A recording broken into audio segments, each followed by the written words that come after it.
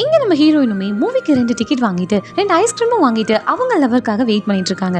ஐஸ்கிரீமும் melt ஆனதான் மிச்சம். அவங்க lower வரவே இல்லை. இப்போ ஒரு கட்டத்தில் அவனும் அங்கே வரான். அந்த பொண்ணுக்கிட்ட எனக்கு கவர்மெண்ட் ஜாப் கிடைச்சிருக்கு, நம்ம 2 பேரும் கல்யாணம் பண்ணிக்கலாமான்னு சொல்லி கேட்குறான். அதை கேட்குற அந்த பொண்ணுக்குமே பயங்கர ஹாப்பி ஆகிடுது. அதுக்கு ஓகேவுமே சொல்லிடுறா. கல்யாணமாகி 3 வருஷத்துக்கு அப்புறமா காட்டுறாங்க. அந்த பையன் உட்காந்து சாப்பிட்டுட்டு இருக்கான். அப்போது சாப்பிட்றப்போ ஒரு கல்லை கடிச்சிடுறான். அந்த பொண்ணுமே அவள் கையில் துப்ப சொல்லி அவள் கையை நீட்டுறா. அந்த பையனுமே அவள் கையில் துப்புறான். அதனால அந்த பொண்ணு போட்டு பயங்கரமா அடிச்சிடுறான். டெய்லி குடிச்சிட்டு வந்து அந்த பொண்ணை ஏதாவது ஒரு ரீசன் வச்சு அடிச்சுட்டே தான் இருக்கா. இந்த விஷயம் அந்த ஃபிளாட்ல இருக்க எல்லாருக்குமே தெரியுது.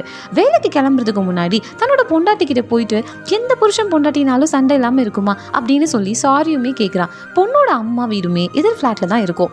அங்கே போயிட்டு தன் புருஷனுக்கு பிடிச்சதெல்லாம் எப்படி சமைக்கணும்னு சொல்லி கேட்டு தெரிஞ்சுக்கிறா.